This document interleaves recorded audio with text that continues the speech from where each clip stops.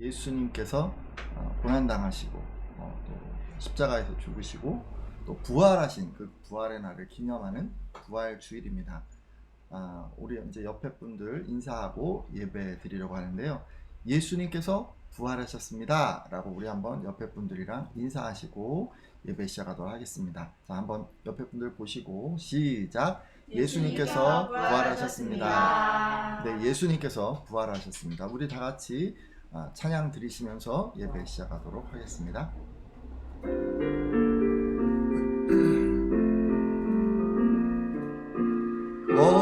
거룩하신 나의 주, 의의 길로 날 인도하소서. 행하신 모든 일 주님의 영광 다 경배합니다. 예배합니다. 찬양합니다. 주님만 날 다스리소서. 예배합니다. 찬양합니다. 주님 홀로 높임 받으소서. 자비하신 나의 주, 사랑으로 날 채워주소서.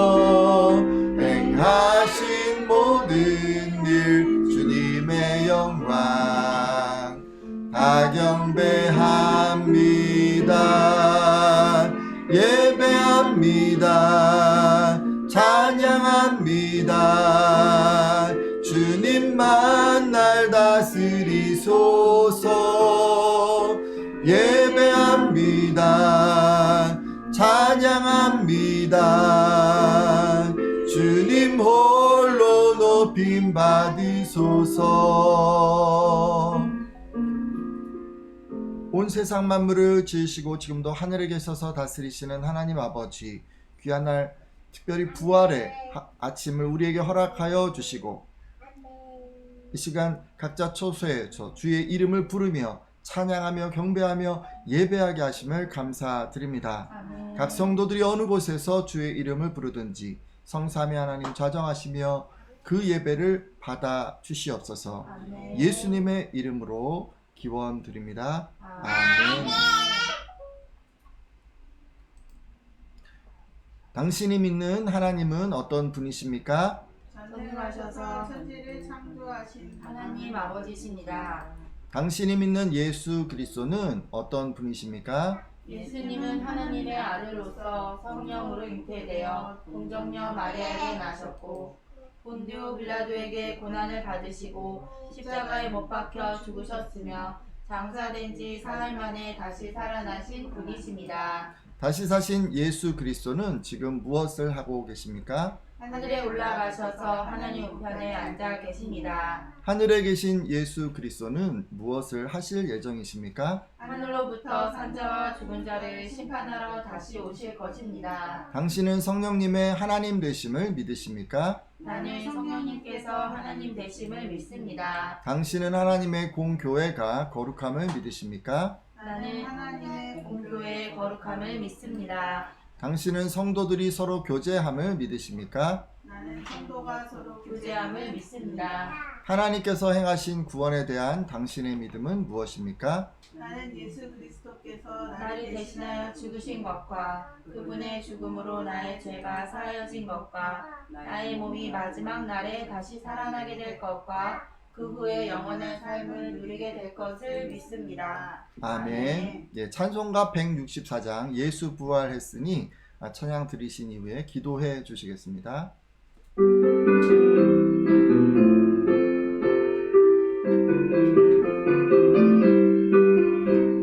예수 부활했으니 할렐루야. 만민 찬송하여라. 할렐루야. 천사들이 즐거워. 할렐루야. 기쁜 찬송 부르네.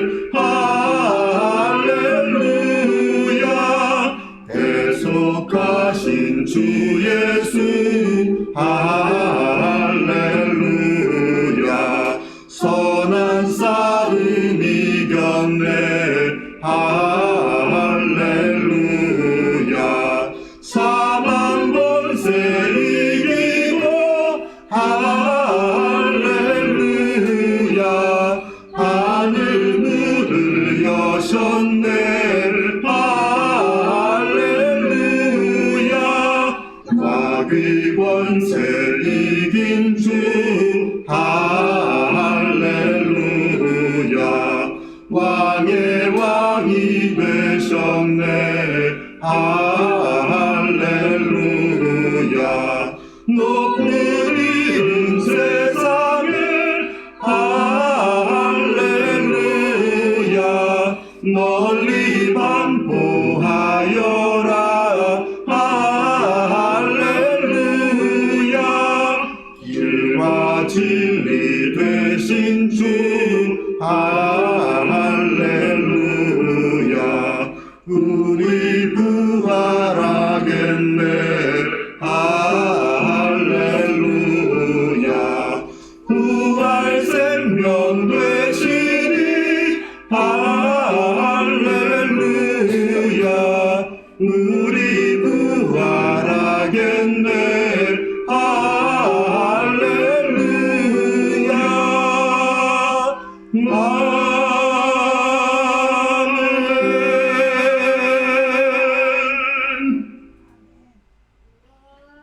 예수님은 하나님의 아들이요 왕이십니다.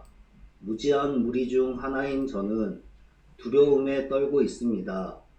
세상에서 조롱받고 핍박받을지라도 진리편에 설 수 있는 판단력과 용기를 강구합니다. 주님께 속하지 않은 것은 싫어하고 주님으로부터 온 것을 즐거워하는 감각을 주십시오.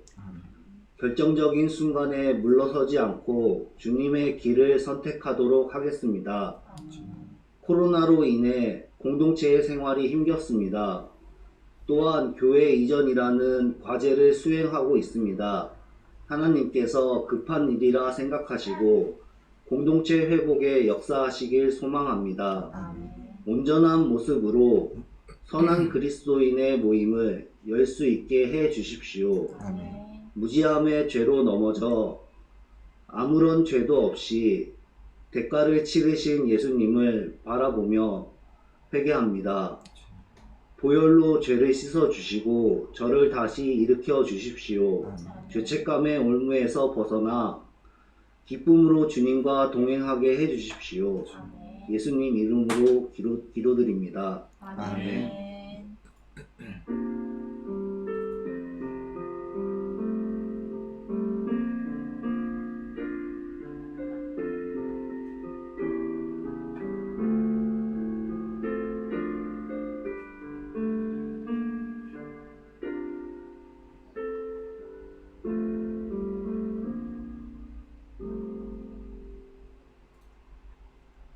오늘 주시는 하나님의 말씀은 요한복음 11장 25절에서 26절까지 말씀, 우리의 부활은 죽어도 사는 것입니다 라는 제목으로 오늘 말씀 나누도록 하겠습니다. 지난 주간, 이제 고난 주간이었죠. 고난 주간에 있었던 일을 간략히 살펴보면 예수님께서는 지난 주일에 예루살렘 성에 입성하셨고, 그 후로 이제 월요일에는 성전을 정화하셨고, 화요일에는 또 수요일에는 성전과 그 주변에서 이제 가르치셨고, 목요일에는 제자들과 만찬을 나누고 세족식을 하시고, 그리고 겟세마네에서 기도를 하셨습니다. 그리고 이제 금요일에는 잡히시고 고난 받으시고 십자가에서 죽으셨죠. 그리고 바로 오늘 이 주일 아침에는 부활하시고 이 제자들을 만나 주셨습니다. 여러분, 이번 그 한 주간 동안에 어떤 말씀을 묵상하면서 보내셨는지 모르겠습니다. 사복음서를 읽으면서 방금 드렸던 예수님의 마지막 일주일을 묵상하신 분도 계셨을 것 같고, 또 예수께서 십자가에서 달리시면서 하신 말씀, 우리 이건 이제 가상 7원이라고 하기도 하는데요. 이 말씀을 묵상하면서 보내셨을 것 같기도 하고, 또 어떤 성도님은 예수님이 고난받으시고 또 십자가 지시는 영상을 보면서 묵상하셨을 것 같습니다. 자, 어떻게 고난주간을 보내셨던지 이런 묵상을 통해서 예수님의 그 십자가 사랑을 다시 확인하고 또 지친 여러분의 마음에 성령의 위로를 얻는 시간이셨기를 소망합니다. 아멘. 자, 그러면요, 여러분, 그 예수님께서 고난당하시고 또 부활하신 바로 이날, 너무도 이 뻔한 질문을 드리면서 말씀을 좀 시작해 보려고 합니다. 자, 여러분, 예수님께서는 왜 고난과 죽음을 당하셨습니까? 왜 십자가에서 죽어야만 했습니까? 여러분, 답을 알고 계시죠? 잘 알고 계실 거예요. 저와 또 여러분, 우리 모두를 구원하기 위해서 예수님 그렇게 하시지 않으셨습니까? 좀 더 구체적으로 말하자면 예수님께서는 모든 사람들의 그 죄값을 치러주기 위해서 대신 죽어 주셨습니다. 그리고 이 사실을 믿는 사람마다 구원을 얻게 하셨습니다. 자, 우리는 이렇게 구원을 얻었는데요. 성경은 우리가 얻은 이 구원을 무엇이라고 표현하고 있을까요? 성경은 그 다른 단어로 우리가 받은 이 구원을 표현하고 있는데요. 잠깐 말씀을 보도록 하겠습니다. 요한복음 3장 14절에서 15절까지 말씀인데요. 같이 한번 읽어볼까요? 모세가 광야에서 읽겠습니다. 시작! 모세가 광야에서 뱀을 든 것 같이 인자도 들려야 하리니 이는 그를 믿는 자마다 영생을 얻게 하려 하심이니라. 아멘. 자, 예수님께서는 모세가 광야에서 뱀에 물린 사람들을 살리기 위해서 이 나무에 그 노뱀을 만들어 그 달아서 보게 한 것처럼 자신도 그렇게 십자가에 달려야 한다 하십니다. 즉 예수님께서 십자가에서 죽어야만 사람들이 살 수 있다는 그런 얘기죠. 이렇게 십자가 죽음이 사람들을 살리기 위한 방법이라는 것을 알려주신 예수님께서는 사람들을 살리려고 하는 그 목적도 아울러 말씀해 주셨습니다. 이어지는 말씀을 보면 예수님은 자신을 믿는 사람마다 영생을 얻게 된다고 하십니다. 자, 영생. 우리 이 단어가 좀 생소할 수 있습니다. 풀어서 말하자면 영원한 생명을 지금 영생이라고 줄인 것입니다. 이로 보아 예수님이 죽어주신 것은 우리에게 지금 무엇을 주려고 하신 거예요? 영생이에요, 영생. 영원한 생명을 주시기 위해서 예수님께서 죽어주셨습니다. 이것이 예수님이 고난당하시고 또 십자가에서 죽으신 궁극적인 목적이었습니다. 자, 그렇다면 예수님이 그토록 주려고 한 이 영생은 무엇일까요? 흔히 말하는 영생불사, 곧 죽지 않고 계속 살아있는 것이 영생입니까? 여러분 그렇게 생각하십니까? 사실 여러분 죽지 않고 계속 산다라고 하니까 이 진시황 갑자기 떠오르는데 여러분 진시황을 잘 알고 계실 거예요. 춘추 시대를 통일한 이 중국의 진시황은 그 영생불사의 약을 구하기 위해서 3,000명의 동남 동녀를 동쪽으로 보냈습니다. 하지만 영생불사의 그 약은 어디에도 없었고 결국 진시황은 한 50세 정도의 나이에 죽고 말았습니다. 사실 당시 그 진시황처럼 그 많은 재물과 권력을 가진 사람이 세상 또 어디에 있었을까요? 하지만 많은 것을 가지고 누렸음에도 정작 그는 만족할 수 없었습니다. 그것들을 누리면서 영원히 살 수 없었기 때문이죠. 아무리 좋은 것을 많이 가졌어도 때가 되면 죽어야 하고 정작 그것을 누릴 수 있는 시간이 제한되어 있었기 때문에 그는 만족할 수 없었습니다. 그래서 죽지 않기 위해서 진시황은 모든 힘을 다 기울였던 것입니다. 이렇게 대부분의 사람들에게 이 영생이라는 것은요, 죽지 않고 사는 것을 의미합니다. 자, 여러분도 이렇게 죽지 않고 계속 사는 것, 이런 것을 영생이라고 생각하십니까? 자, 그렇다면 성경은요, 아니 예수님은 이 영생을 무엇이라고 가르치셨을까요? 자, 요한복음 6장 40절 말씀 통해서 한번 확인해 보려고 하는데요. 말씀 제가 읽도록 하겠습니다. 요한복음 6장 40절입니다. 내 아버지의 뜻은 아들을 보고 믿는 자마다 영생을 얻는 이것이니 마지막 날에 내가 이를 다 다시 살리리라 하시니라. 아멘. 자, 지금 말씀을 보니 아들 곧 예수 그리스도를 보고 믿는 사람마다 영생을 얻는다라고 하십니다. 이것이 영생을 얻는 가장 기본적인 방법입니다. 자, 그러면서 예수님께서 영생을 무엇이라고 가르쳐 주셨습니까? 자, 뒷부분을 아까 보니까요. 마지막 날에 다시 살리는 것을 영생이라고 하고 계십니다. 그래요. 여러분, 숨이 멎지 않고요. 천년 만년 사는 것이 영생이 아니라 일단 숨이 멎어 죽지만은 예수님이 다시 오시는 그날이 되면, 그 마지막 날이 되면 다시 살아나서 영원히 살게 되는 것을 지금 영생이라고 가르쳐 주셨습니다. 또 이 말씀에서 가르치시진 않으셨지만 이렇게 다시 살아나는 것을 우리는 부활이라고 합니다. 예수님께서는 그런 것 같아요. 그를 믿는 사람들이 죽었다가 마지막 날에 부활해서 그 후에 영원히 사는 것을 영생이라고 가르쳐 주셨습니다. 그리고 이것으로 끝이 아니라 그것을 믿는 믿음으로 이 현재를 살기를 바라셨습니다. 그러니까 현재의 삶에도 죽은 것이 다시 살아날 수 있음을 믿는 그런 담대한 부활 신앙으로 살기를 바라셨다는 말씀이죠. 자, 근데 하지만요, 여러분, 제자들은 그렇지 못했던 것 같아요. 마지막 날에 부활하는 것을 믿습니다 라고 이렇게 고백하면서도 그들의 실제 삶에는 부활의 기적이 있을 수 있음을 믿지 못했습니다. 그러기에 제자들은 두 가지 반응을 보였는데요. 한번 그들이 어떻게 했는지 한번 살펴보도록 하겠습니다. 일단 여러분, 베드로를 포함한 대부분의 제자들은 예수님이 죽지 않기를 바랬습니다. 마태복음 16장을 보면 예수님은 제자들에게 너희는 나를 누구라 하느냐라고 이렇게 물으셨습니다. 그러자 베드로는 주는 그리스도시요 살아계신 하나님의 아들이시니다 라고 답을 합니다. 자, 이렇게 멋있는 신앙 고백을 하자 예수님께서는 마음에 흡족히 여기시고 이어서 자신이 예루살렘에 올라가 유대 지도자들에게 고난을 받고 죽임을 당하고 제3일째 되는 날에 살아나야 할 것을 말씀해 주셨습니다. 근데 이런 얘기를 듣고 베드로는요, 역정을 냅니다. 잠시 말씀을 보도록 하겠습니다. 마태복음 16장 21절에서 22절까지 말씀인데요. 좀 길죠. 제가 읽도록 하겠습니다. 마태복음 16장 21절에서 22절까지입니다. 이때로부터 예수 그리스도께서 자기가 예루살렘에 올라가 장로들과 대제사장들과 서기관들에게 많은 고난을 받고 죽임을 당하고 제3일에 살아나야 할 것을 제자들에게 비로소 나타내시니 베드로가 예수를 붙들고 항변하여 이르되 주여 그리 마옵소서 이 일이 결코 주께 미치지 아니하리이다.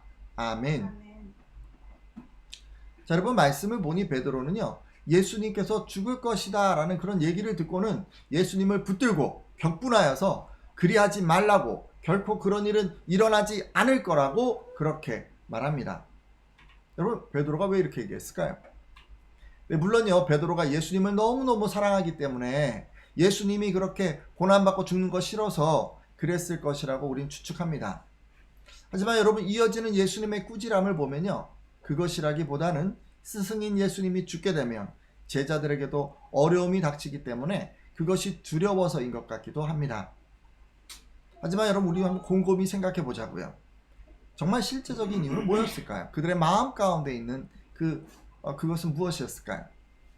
이들이 3일 만에 살아난다는 것을 믿지 못해서 이렇게 반응한 것은 아니었을까요? 우리 한번 생각해 보세요. 여러분, 죽어도 살아난다면 죽지 말라 할 이유가 도대체 무엇입니까? 오히려 그런 일을 통해서 많은 사람들이 그 기적을 보고 제자가 된다면 오히려 그렇게 하라고 해야 하는 것이 아닌가요? 여러분, 그렇게 생각하시죠?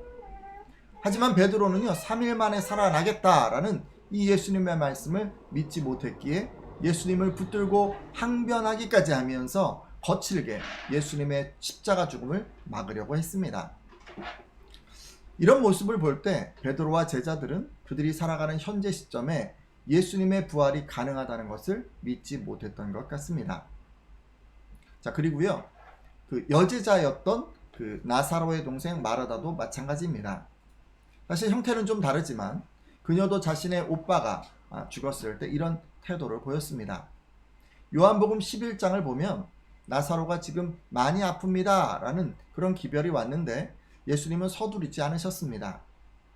오히려 머무르던 곳에 이틀이나 더 머무셨습니다. 그리고 나사로가 이제 죽었다라고 하시면서 그제서야 나사로의 집으로 가자고 하셨습니다. 자, 그러니까 어찌 보면 예수님은요, 나사로가 죽기를 기다리신 것입니다. 아니, 왜 죽기를 기다리셨을까요?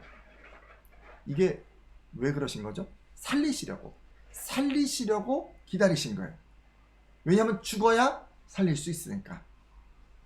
여러분도 이걸 꼭 기억해 주십시오.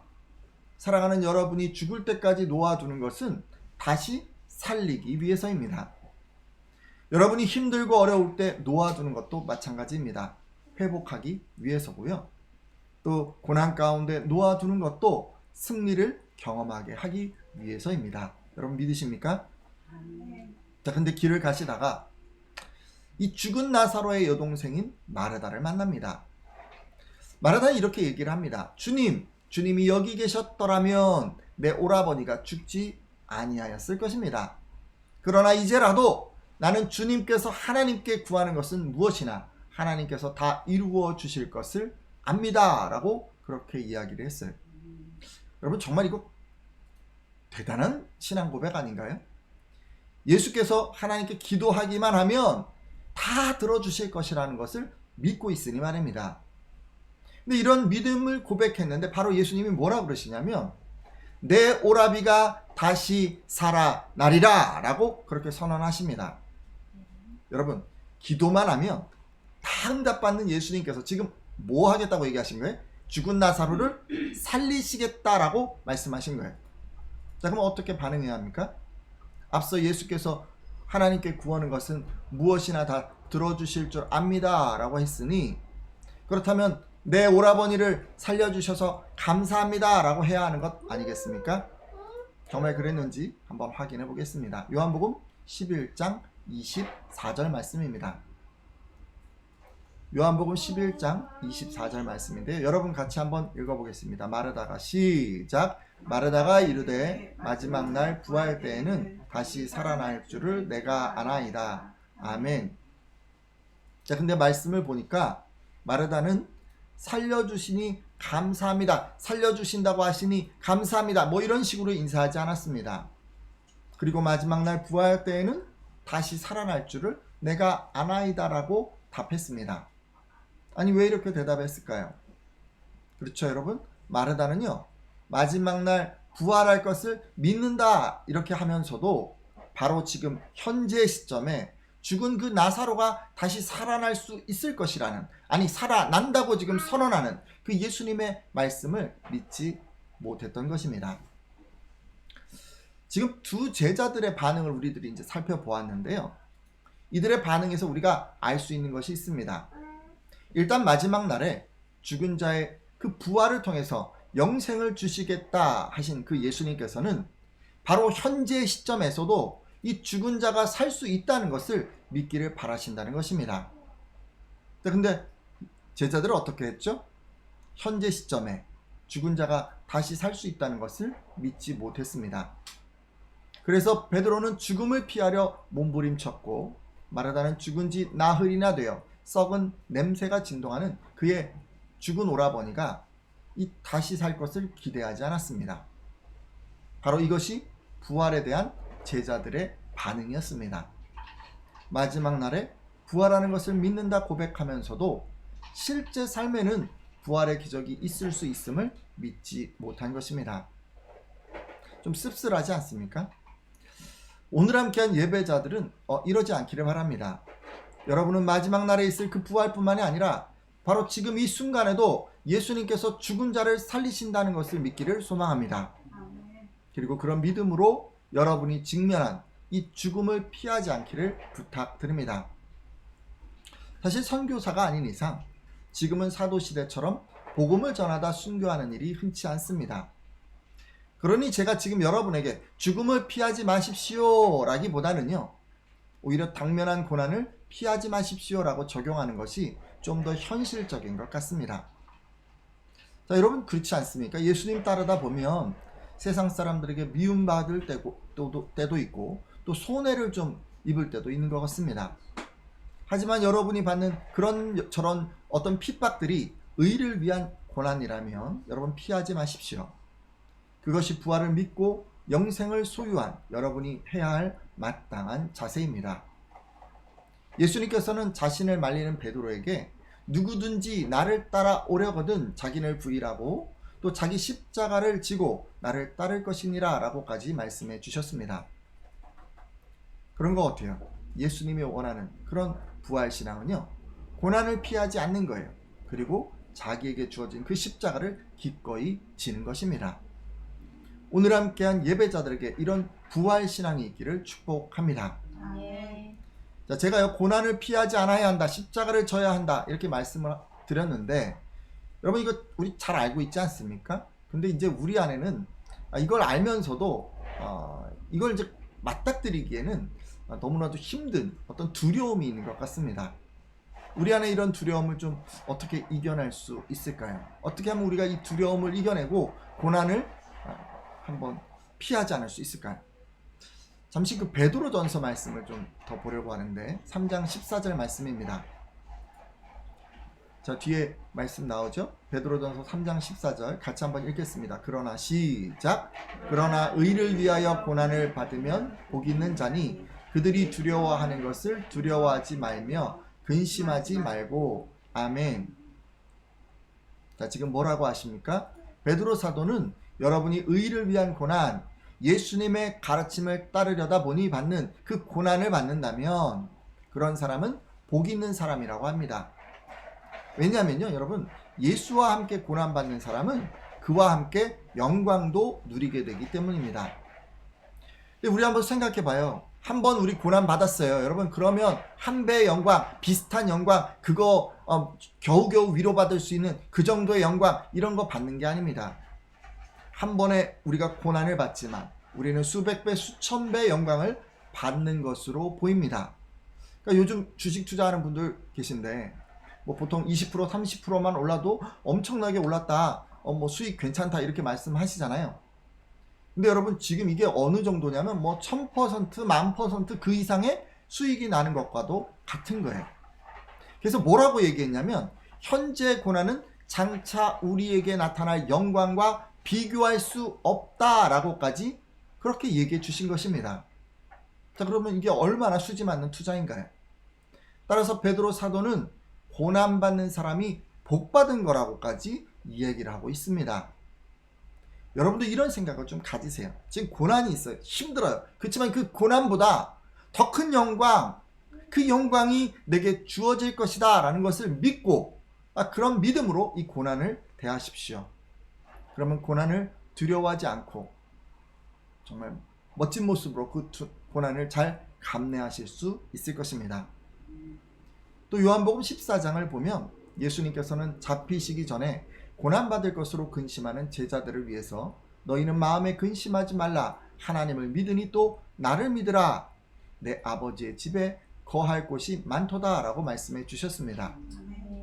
예수님께서는 지금 그 제자들의 그 두려움을 덜어주시기 위해서 그들에게 약속된 하나님 나라를 소망하라고 말씀하셨습니다. 근데 여러분, 왜? 지금 두려운데, 지금 고난당할 것을 얘기를 듣고 지금 막 마음이 힘든데 왜 갑자기 하나님 나라를 언급하고 있을까요? 여러분, 그것은요, 수능 시험 준비하는 그 수험생이 공부가 끝날 것을 고대하며 이 버텨내는 것하고도 좀 유사할 수 있고, 제대를 앞둔 말년 병장이 저녁일을 고대하면서 이 버티는 것과도 유사할 수 있습니다. 그러니까 지금의 고난은 끝이 있고 그 끝에는 나를 위해 예비된 그 하나님 나라가 있음을 기대할 때 이 땅에서 겪는 이런 고난들을 잘 버텨낼 수 있기 때문에 예수님께서 이렇게 말씀해 주신 것입니다. 자, 이런 예수님의 위로가 오늘 함께한 예배자들에게도 있기를 바랍니다. 예수님이 예배해 두신 그 하나님 나라를 소망함으로 이 고난들이 우리 삶에 다가올지라도 버텨내면서 마음으로 밀려드는 이 수많은 근심들을 이겨내시기를 부탁드립니다. 자, 제가요, 부활신앙으로 고난을 피하지 말아야 한다라고 지금 말씀을 드리고 있습니다. 자, 한 가지 더 말씀을 드리자면, 완전히 죽었어도 다시 살 수 있음을 믿기를 바랍니다. 여러분, 물론 나사로처럼 죽었다가 살아나는 경우, 이런 경우는 흔치 않을 경우일 것입니다. 따라서 이 죽었어도 살아날 수 있음을 믿는다는 것을 문자적으로 적용하기보다는 예수님께서 말씀하시면, 예수님께서 원하시면 마치 죽은 것처럼 보이는 상황에서도 도무지 소망이 없어 보이는 그런 것들도 완전히 회복된다는 것을 믿기를 바랍니다. 사실 우리는 자신의 능력과 그 경험의 한계에서 예수님을 믿는 경향이 있습니다. 마라다를 보면 그랬던 것 같아요. 주께서 무엇이든지 하나님께서 구하시는 것을 하나님이 주실 줄을 아나이다 라고 고백하면서도 자기 오라버니가 살아날 것이라고 선언하는 이 예수님의 말씀에는 마지막 날 부활 때에는 다시 살아날 줄을 내가 아나이다 라고 대답을 합니다. 예수님께서 무엇이든 할 수 있습니다 라고 고백을 하지만 그것을 실제 삶에는 적용하지 못하는 것입니다. 근데 그것이 혹시 우리의 모습은 아닐까요? 우리도 예수님에게 모든 능력이 있습니다 라고 고백하지만 내 아내나 내 남편이나 내 가족이 변화되지 않을 거라 은연중에 여러분 생각하고 있지는 않습니까? 혹시 여러분을 힘들게 하는 어떤 재정적인 어려움, 뒤엉켜진 관계, 진로의 문제들이 해결되지 않을 것이야 라고 생각하고 있지는 않습니까? 그게 우리의 모습일 수도 있어요. 근데 그런 우리에게 예수님은 말씀해 주십니다. 요한복음 11장 25절에서 26절 말씀인데 같이 한번 읽겠습니다. 요한복음 11장 25절에서 26절까지 말씀인데요. 나는 부활이요 생명이니 같이 읽겠습니다. 시작. 나는 부활이요 생명이니 나를 믿는 자는 죽어도 살겠고 무릇 살아서 나를 믿는 자는 영원히 죽지 아니하리니 이것을 내가 믿느냐. 아멘. 여러분 너무도 잘 아시는 말씀이죠. 오늘 주제 성구이기도 합니다. 이 말씀을 보면요, 여러분 예수님께서 지금 우리들에게 믿기를 바라시는 것이 있습니다. 뭐예요? 죽어도 살겠고. 바로 그 말씀이에요. 죽어도 사는 것을 믿으라는 거예요. 죽어도, 지금 죽은 것처럼 보이는 것들도 예수님이 원하시면 다 살아난다는 것입니다. 내가 안 된다고 생각하는 것들도 예수님이 원하시면 다 된다는 것입니다. 그러니 우리의 경험과 생각으로 이건 안 될 거야, 이건 불가능해 라고 미리 포기하지 말라는 것입니다. 혹시 여러분 가운데 예수님께 기도하면 들어주실 거야 라고 고백을 하지만 이건 절대 안 될 거야 라고 생각하는 그런 문제들이 있으시다면 이제는 그 마음을 바꿔 주십시오. 여러분 마르다의 신앙에서 이제는 좀 벗어나 주십시오. 그리고 여러분 완전히 죽어도 예수님이 말씀하시면 살겠고의 신앙으로 여러분 나아가 주십시오. 이제 기도하고 마치려고 합니다. 오늘은 예수님이 부활하신 날입니다. 먼저 우리에게 영생을 주시기 위해서 고난받으시고 죽임당하신 그 예수님께 감사의 기도를 올렸으면 합니다. 그리고 고난을 복으로 여기고 하나님 나라를 소망함으로 고난을 피하지 않는 믿음을 더해달라고 기도해 주십시오. 아울러 마지막 날에 부활할 것만 믿는 것이 아니라 내 삶의 현장에서도 죽은 것들이 살아나는 기적을 믿게 해달라고 기도해 주십시오. 함께 잠깐 기도하겠습니다.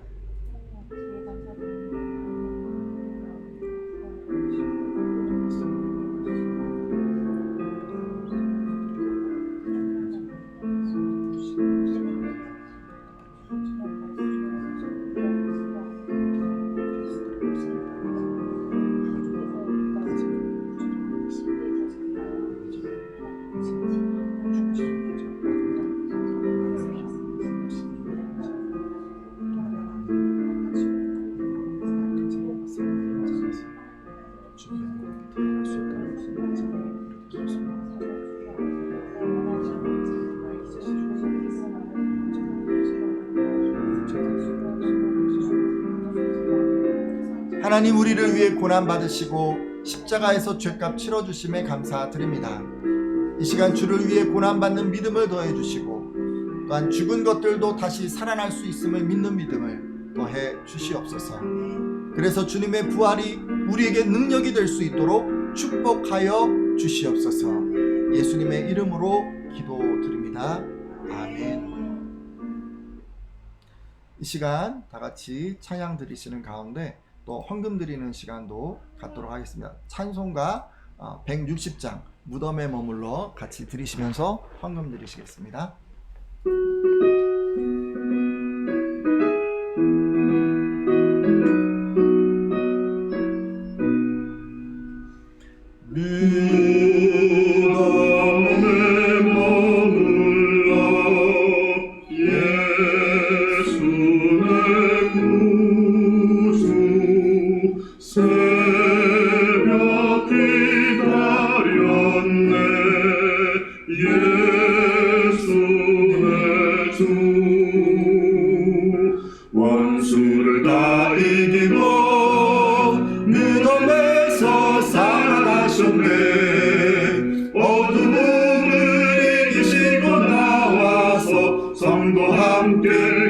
길이 다스리시네 사셨네 사셨네 예수 다시 사셨네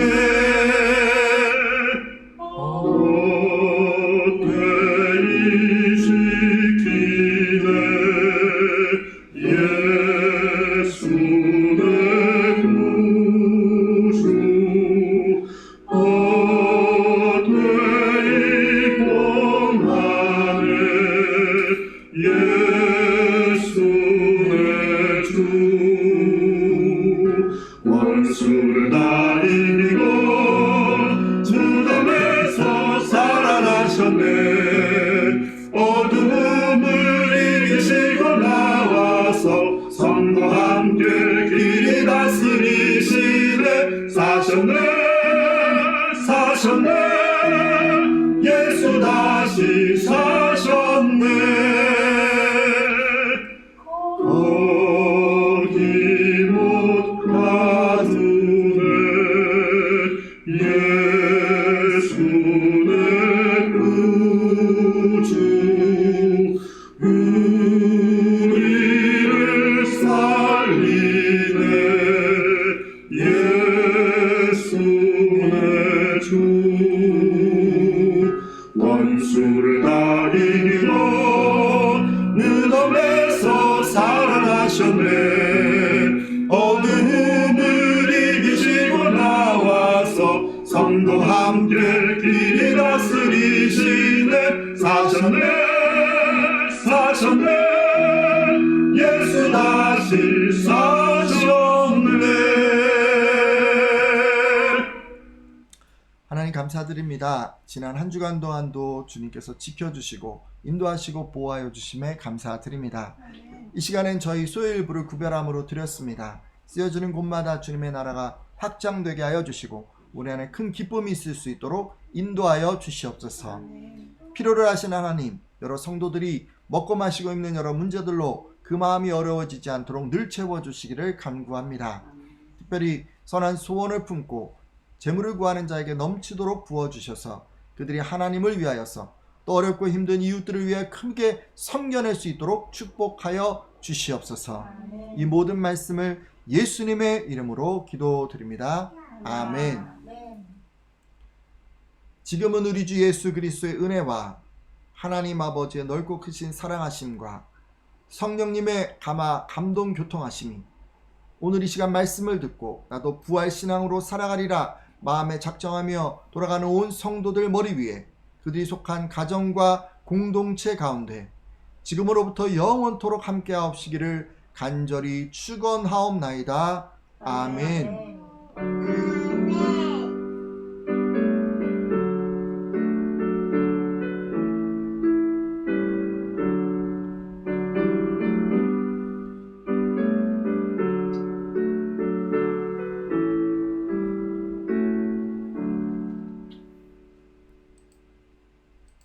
네, 잠시 광고 말씀 드리겠습니다. 첫 번째 광고는 그 부활절, 오늘 이제 부활절이잖아요. 그래서 저희가 1년에 2번 특별 감사헌금 우리가 이제 드리는데 오늘 드리는 그 부활 감사 헌금은요 선교를 위해서 사용됩니다. 그래서 이제 지난주에도 한번 말씀드렸지만 뭐 대부분 지금 온라인으로 헌금을 하시기 때문에 헌금하실 때 옆에 부활하고 이름을 써주셔야 그 헌금이 부활절 헌금으로 들어갈 것 같습니다. 그래서 여러분들이 꼭 생각하시고 그렇게 좀 헌금을 해주셨으면 좋겠고 또 이번 주뿐만이 아니라 다음 주까지 한 주간 더 헌금을 받으니까 여러분들이 그렇게 헌금을 드리실 수 있도록 그렇게 준비해 주시고 두 번 헌금을 드리라는 얘기가 절대 아니고 두 번의 기회가 있으니까 여러분 잘 준비한 헌금을 한 번 드릴 수 있도록 그렇게 해주십시오. 자, 그리고 여러분 두 번째 광고는 그 교회 이전 위해서 여러분 계속 기도해 주십시오. 이런 광고가 있습니다. 지난주가 이제 공사를 많이 진행을 했고요. 지금 이제 조명 공사가 아직 마무리가 안 돼서 이번 주간에도 조명 공사를 진행할 것 같습니다. 그리고 이제 이삿짐은 이제 4월 5일 내일 이제 들어오게 되는데요. 짐이 좀 들어오면 좀 어수선할 것 같아요. 그래서 좀 뭐 되는 대로 일단 대충 정리를 해놓고 그리고 이제 또 계속 봉사할 거 좀 진행하고 할 것 같습니다. 그러니까 여러분들 위에서 기도해 주셨으면 감사하겠습니다. 그리고 다음 광고는 코로나19 방역과 백신 접종을 위해서 기도해 주십시오라는 그런 광고가 있습니다. 무엇보다 이제 이 접종이 진행되고 있는데 그렇게 뭐 빠른 속도는 아닌 것 같고요. 조금씩 백신이 진행되고 있는 것 같습니다. 효과가 있었으면 좋겠고, 또 지금 400명, 500명 뭐 계속 올라가고 있는데 이런 그 확진자 수가 좀 진정됐으면 좋겠습니다. 여러분 기도해 주시고, 또 개인 위생이나 또 이런 방역 조심해 주셔서 우리 교회가 또 여러 성도님들이 또 이런 일에 좀 앞장서셨으면 좋겠습니다. 그리고 이제 먼 곳에 지금 나가 있는 선교사님들, 또 우리 교회에서는 지금 독일에 가 계시겠네요. 그렇죠? 한소리, 또 주일자매 이런 분들 가셔서도 좀 어려움 당하지 않도록 여러분 또 따로 기도해 주시면 좋을 것 같습니다. 그리고 또 다음 광고는 예배위원은 다음 주 그 기도자 송재훈 형제가 기도 준비해 주시면 감사하겠습니다. 수요일 날 좀 이렇게 파일을 저에게 보내주셨으면 좋겠고요. 그리고 마지막 광고는 교우동정인데 그 이사를 가신다는 얘기를 좀 들었습니다. 그래서 논현동 쪽으로 이렇게 간다는 얘기를 얼핏 들었는데 날짜는 지금 4월 12일인 걸로 알고 있습니다. 제가 지금 이번 주 다음 주 광고를 하게 될 것 같네요. 여러분들 그래서 이사가 사실 이제 큰 일이더라고요. 이제 교회 이사도 사실 그 가정이 이사하는 거에 비하면 교회는 그렇게 짐이 많지 않을 수도 있는데 근데도 지금 뭐 이게 일이 참 많은 것 같아요. 형수 형제 다정자매 가정 지금 이사 준비하시느라 많이 분주하실 텐데 잘 이사하셨으면 좋겠고, 또 이사한 집이 또 조용하고 또 여러 면에서 마음에 합해서 또 하나님께 감사드리는 그런 어떤 좋은 환경이었으면 좋겠습니다. 여러분 위에서 또 관심 가지시고 기도해 주셨으면 감사하겠습니다. 오늘 이제 부활주일이에요. 여러분 아시죠? 그래서 예전 같으면 이제 계란 만들어서 서로 나눠 먹기도 하고, 또 주변에 있는 상가 뭐 분들에게 또 이제 전도도 하고 이렇게 했는데, 지금 벌써 두 해나 저희가 부활주일을 이렇게 아기자기하게 또 의미 있게 보내기가 좀 쉽지가 않은 것 같습니다. 어쨌든 여러분 어느 곳에 있든지 오늘 부활주일임을 꼭 기억하시고 주변 분들에게 어떤 부활을 나눌 수 있는 그런 여유가 있으셨으면 좋겠습니다. 특별히 하루 종일 또 오늘 어떻게 지내실지 모르겠는데 맛있는 거 드시고 또 섬기시고 사랑하면서 또 하루 보내셨으면 감사하겠습니다. 옆에 분들 한번 인사하고 마무리하도록 하겠습니다. 사랑하고 축복합니다. 우리 인사 안 했죠? 우리 한번 인사하겠습니다. 시작. 사랑하고 축복합니다. 네, 사랑하고 축복합니다. 오늘 하루 귀한 하루 되세요. 샬롬. 샬롬.